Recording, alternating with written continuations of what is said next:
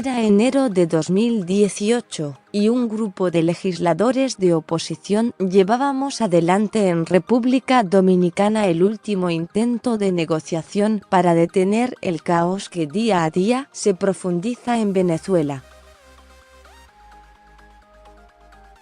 Ahí, el jefe de la delegación de Nicolás Maduro, Jorge Rodríguez, dijo varias veces que ellos aspiraban a que el mundo tratara a Venezuela como a Cuba.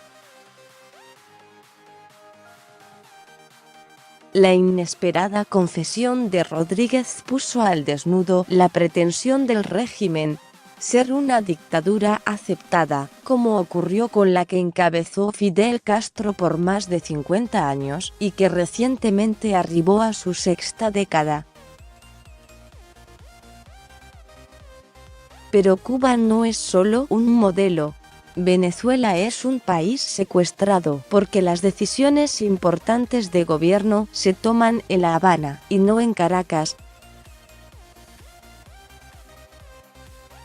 Los tentáculos del régimen castrista tienen extensiones en varias de las instituciones gubernamentales venezolanas, desde la Oficina de Extranjería hasta los servicios de salud.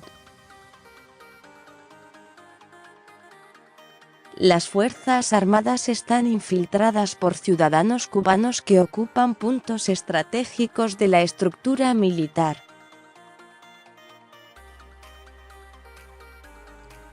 La invasión es tal que en octubre de 2018, el secretario general de la Organización de los Estados Americanos, Luis Almagro, presentó un informe ante la Organización de las Naciones Unidas donde describe que existen cerca de 22,000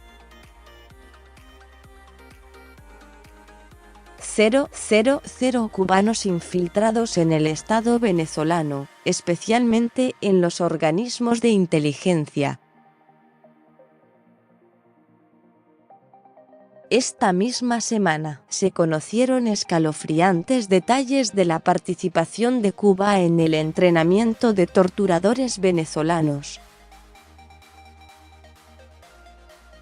Mientras tanto, es importante recordar algo que se puede perder de vista. Hasta hace solo 2 años, la oposición buscó una solución interna a nuestra crisis. Hoy los miembros de la oposición sabemos que ninguna salida que propongamos al dictador será viable mientras Venezuela no recupere su libertad de Cuba. Para entender por qué es necesario repasar la historia reciente, en las elecciones parlamentarias de 2015, los distintos partidos de la oposición ganamos la mayoría en la Asamblea Nacional y el régimen decidió que era necesario frenar la acción del nuevo Parlamento a cualquier precio. Al año siguiente, el gobierno postergó ilegalmente las elecciones regionales y suspendió el proceso para convocar un referéndum presidencial. En 2017, los venezolanos salimos a la calle para desconocer las sentencias contra la Asamblea Nacional emanadas de un Tribunal Supremo de Justicia nacido ilegítimamente y decidimos no participar en unas elecciones regionales que fueron amañadas.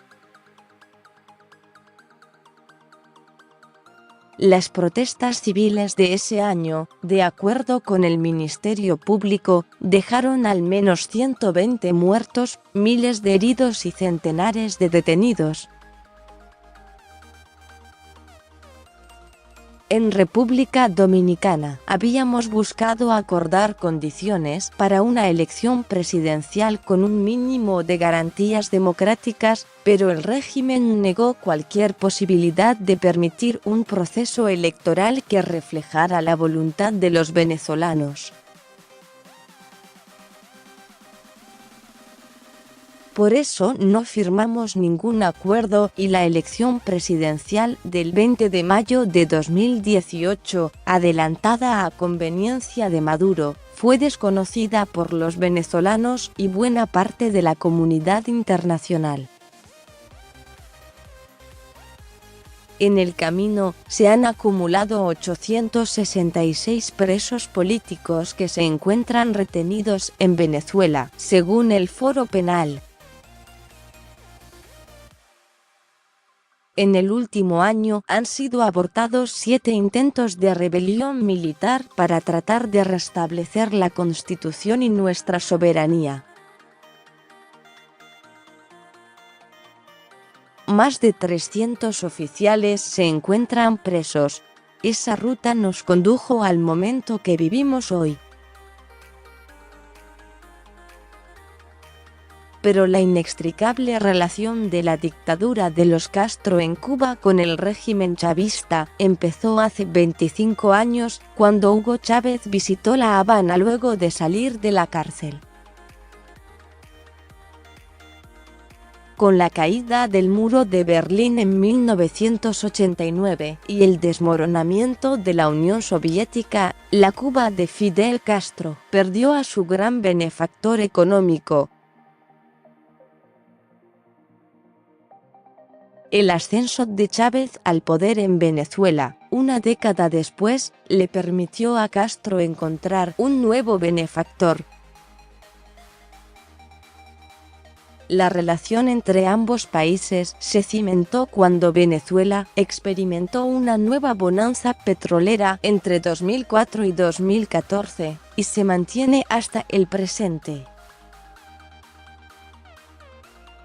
Entre 40.000 y 50.000 barriles de petróleo venezolano van a Cuba diariamente, pese a que la producción petrolera venezolana ha declinado más de 60% en años recientes. El subsidio económico de Venezuela llegó a su cúspide a representar cerca del 12% del Producto Interno Bruto de la isla. Algunos estiman que, en aproximadamente 15 años, Venezuela le ha subsidiado a Cuba 35,000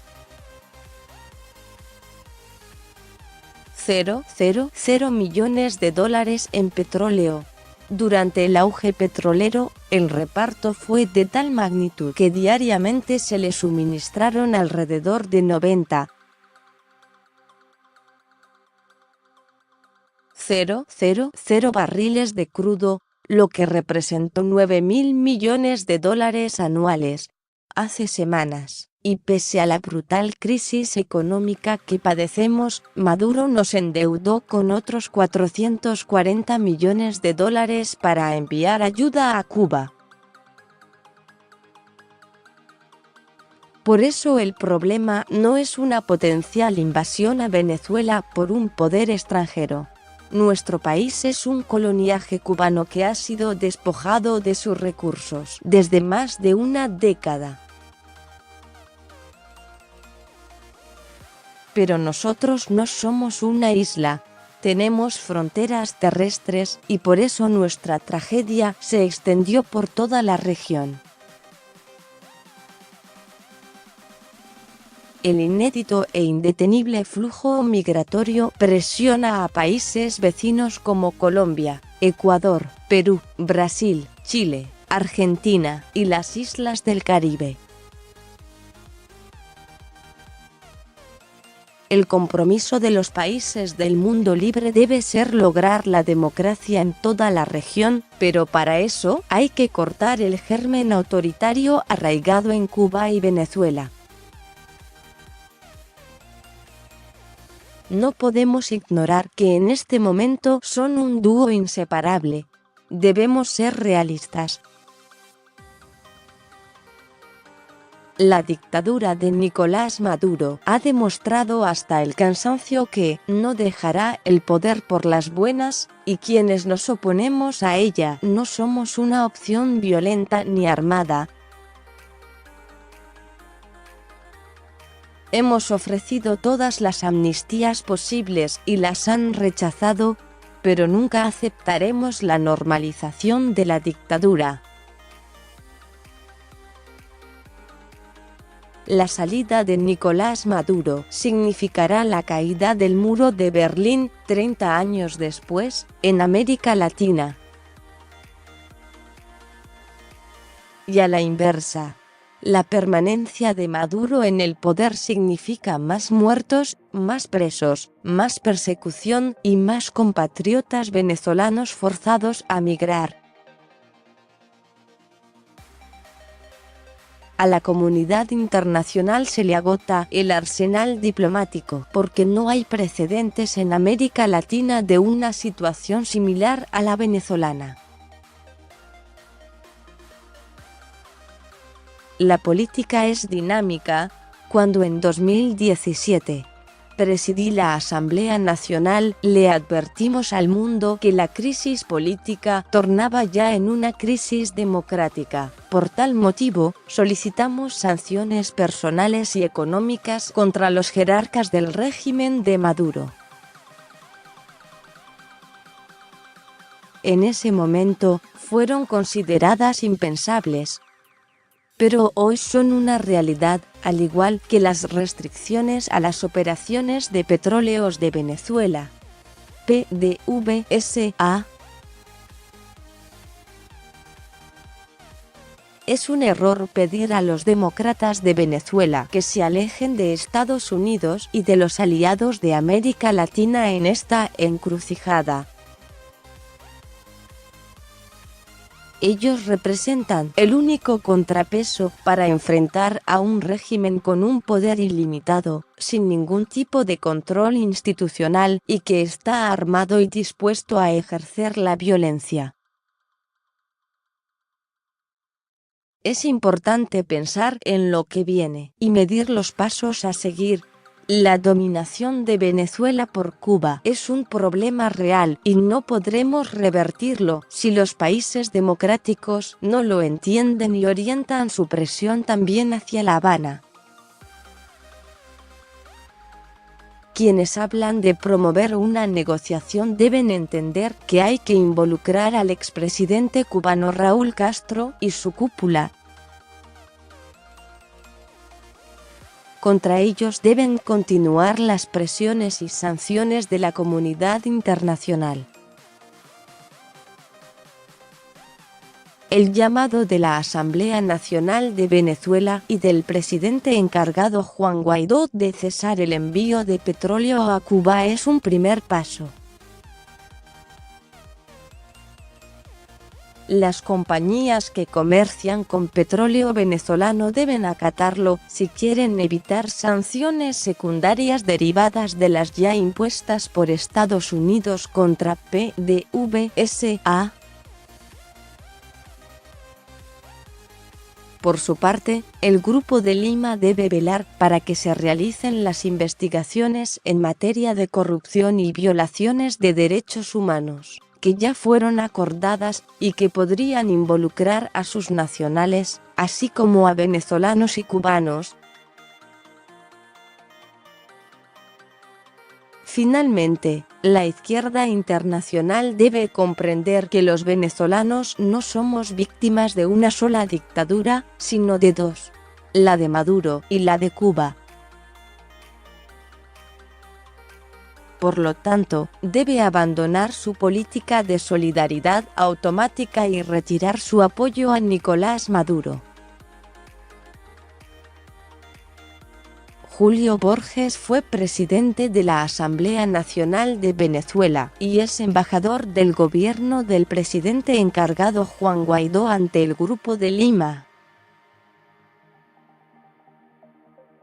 Copyright 2019 New York Times News Service. Más sobre este tema. Mike Pence. Por el futuro de Venezuela, Nicolás Maduro debe irse.